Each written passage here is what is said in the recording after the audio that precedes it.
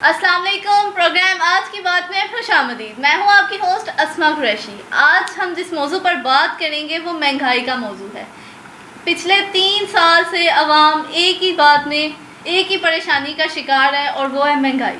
اسی موضوع پر مزید تفصیلات سے بات کرنے کے لیے میرے ساتھ موجود ہیں 2 سینئر تجزیہ کار اور جرنلسٹ جناب ملک غضنفر اوان صاحب اور سید فاتر شہید صاحب. السلام علیکم سر. وعلیکم السلام. فاتر صاحب آپ اس بارے میں کیا کہتے ہیں؟ میرا ایک شعر ہے کہ گنگ تہذیبوں کے ہاں یہ امتحان رکھا گیا، بولنے والے کے سر پر آسمان رکھا گیا. لیکن یہاں معاملہ کچھ اور ہی زیادہ گھمبیر ہوتا چلا جا رہا ہے. وزیر اعظم نے 2 سال مزید مانگ لیے ہیں.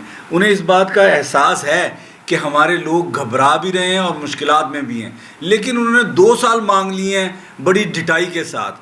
کیوں؟ ان کے پاس کرنے کو کچھ نہیں، مانگنے کے لیے ان کے پاس بڑا ایکسپیرینس ہے. انہوں نے سٹارٹ کیا اور پھر انہوں نے مانگ کر ایک بہت بڑا کام کیا، جس کام کی بنیاد پر لوگوں نے انہیں اپریشیٹ کیا. ہم بھی انہیں اپریشیٹ کرتے ہیں. وہ رفائی ادارہ، ایک فلاحی ادارہ بنایا، لیکن بنیاد تھی مانگنا. آپ نے مانگا اور مانگ کر ایک ادارہ بنایا، مانگ کر حکومتیں چلائی جا رہی ہیں. یہ ایکسپیرینس بھی اب غلط ہو گیا ہے.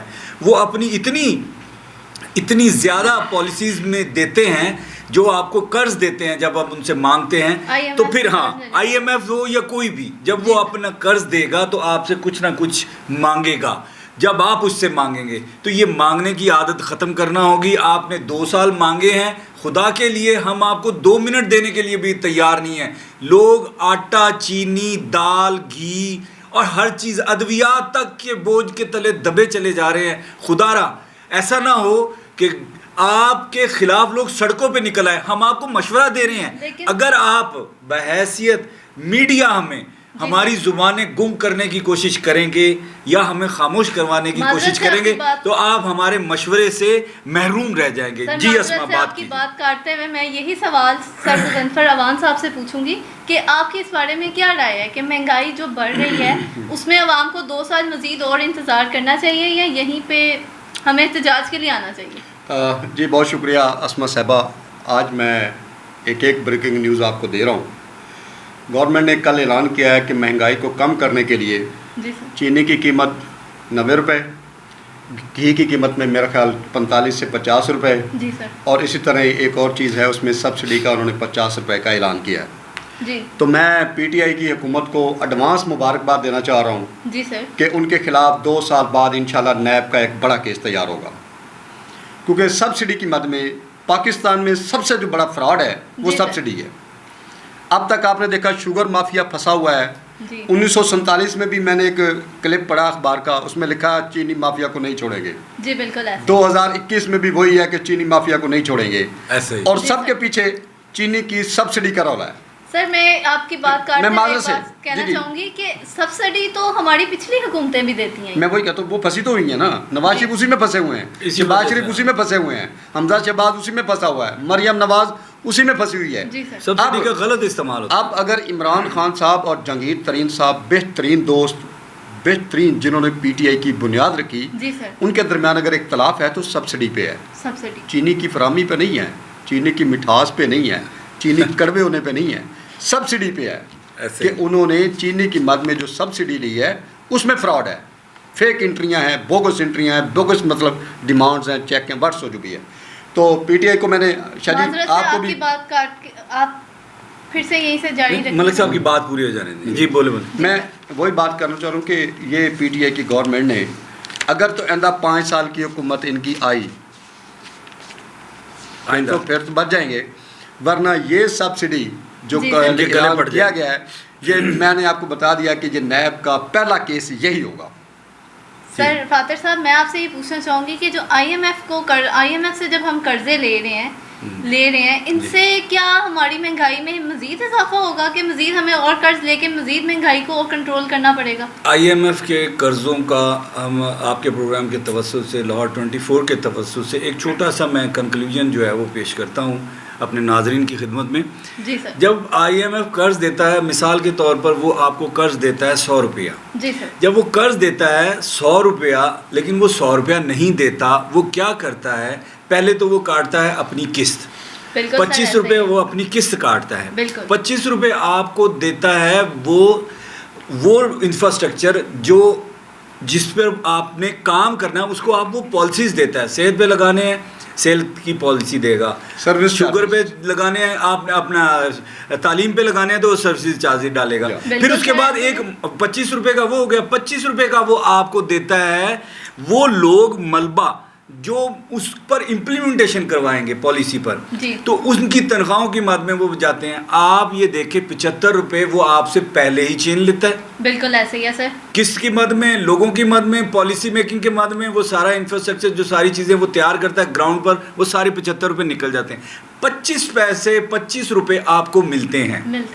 ان 25 روپوں میں سے جب آپ کے لوگ کمیشن مانگنا شروع کرتے ہیں کہ آئی ایم ایف بات سنیں, آپ پاکستان کو دے رہے ہیں ہمیں کیا دیں گے, ایسے ہی جب آپ پاکستان کو 25 روپے دے رہے ہیں تو ہمیں کیا دیں گے. وہ کمیشن کی مد میں بھی اندر سے کک بیکس جاتے ہیں, انڈر ٹیبل کام ہوتے ہیں.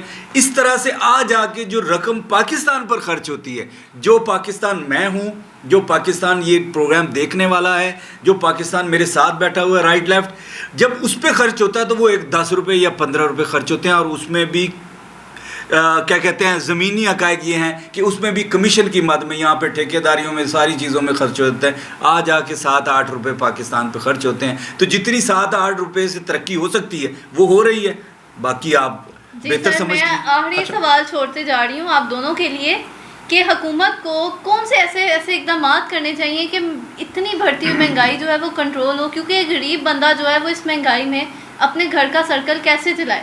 جناب میں دیکھیں فادر صاحب, اسما صاحبہ, کل ہمارے WTO نے ایک بڑے سیاستدان سے ملاقات کی ہے. جی بالکل. تو سیاسی گفتگو میں ان کا نام نہیں لوں گا, سیاسی گفتگو میں انہوں نے جب ان سے پوچھا گیا کہ گورنمنٹ کی پریورٹی کی ہے کیا ہے, تو انہوں نے کہا یہی تو ہمیں نہیں پتہ چلا آج تک کہ گورنمنٹ کی پریورٹی کیا ہے, عمران خان کی پریورٹی کیا ہے, یہ کرنا کیا چاہتا ہے, کہنا کیا چاہتا ہے, ہو کیا رہا ہے.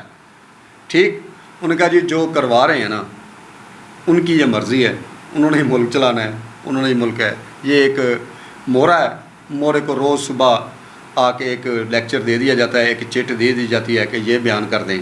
اور حالت ان کی یہ ہے, وہ بڑا اچھا اس پہ تنزیہ فکرہ تھا, لیکن میں ضرور دہراؤں گا تنزیہ فکرہ تھا کہ انہوں نے منسٹروں کو لسٹ دی ہوئی ہے میڈیا کو ہائر کرنے کی, میڈیا کو ایک سائڈ پہ لگائے رکھنے کی, تاکہ کوئی ملک کی بات ہی نہ کرے, کوئی مہنگائی کی بات ہی نہ کرے.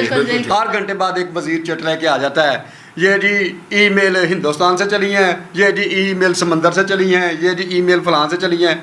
یار یہ اگر آپ کو اب آ کے پتہ چلا ہے کہ یہ ای میل کہاں سے چلی ہیں, بالکل سر, آپ کی انٹیلیجنس پہلے کہاں تھی, پہلے آپ اس چیز میں فادر صاحب ایک منٹ, نیوزی لینڈ کی بار بار بات ہو رہی ہے, اس میں پریس کانفرنسیں ہو رہی ہیں, تو جناب وزیر شیدہ ٹلی صاحب, شیخ رشید صاحب, آپ کا 40 سال کا تجربہ ہے, یہ ای میلز آپ کو 2 دن پہلے بتائی جانی تھی. چاہیے تھی کہ آپ پبلک کو بتاتے کہ جناب یہ ای میل چل رہی ہیں, اس کی وجہ سے میں بھی نیوزی لینڈ یہاں سے مطلب فرار کر جائے یا میچ نہ کھیلے, آپ پہلے بتاتے. بعد میں گھڑ گڑا کے آپ مطلب اپنی ساکھ کو بچا رہے ہیں, اس طرح قوم مطمئن نہیں ہوگی. میں بھی آخر میں صرف چند جملے کہوں گا. اس کی وجہ یہ ہے کہ بیک ڈور ڈپلومیسی سے کام لیا جانا چاہیے تھا. اگر ایسے معاملات سامنے آ بھی چکے تھے, ہماری ایجنسیز نے اطلاع بھی دے دی تھی, آپ نے ایک ایج لینا تھا اور متعلقہ ممالک کو اعتماد میں لے کر ان کو کہتے کہ جناب ہم آپ کو پوری سیکیورٹی فراہم کریں گے, یہ دیکھیں ہمارے پاس آپ کی سیکیورٹی کے یہ انتظامات ہیں اور یہ ساری ہیں, اور انہیں آپ مطمئن نہیں کر سکے, جس کی وجہ سے ہمیں یہ سبکی کا سامنا کرنا پڑا ہے. آپ کا پروگرام ختم ہو گیا میرے خیال میں. جی سر بالکل, پروگرام کا وقت ختم ہو رہا ہے. میں اپنے جو مہمان ہیں ان سے بہت بہت ان کا شکریہ ادا کروں گی, انہوں نے اپنا قیمتی وقت ہمیں دیا اور اپنی جو رائے ہے اسے آگاہ کیا. اور میں حکومت سے بھی اپیل کرنا چاہوں گی کہ خدارہ اس مہنگائی پر تھوڑا کنٹرول کریں, غریب عوام کے لیے بہت مشکلات ہوتی جا رہی ہیں. اپنا خیال رکھیے, کل ایک نئے موضوع کے ساتھ پھر سے حاضر ہوں گی. اللہ حافظ.